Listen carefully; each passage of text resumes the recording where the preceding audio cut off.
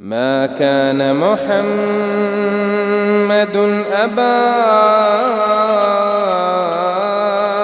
أحد من رجالكم ولكن رسول الله وخاتم النبيين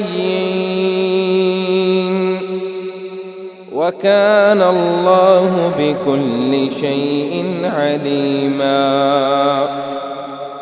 يا أيها الذين آمنوا اذكروا الله ذكرا كثيرا وسبحوه بكرة وأصيلا.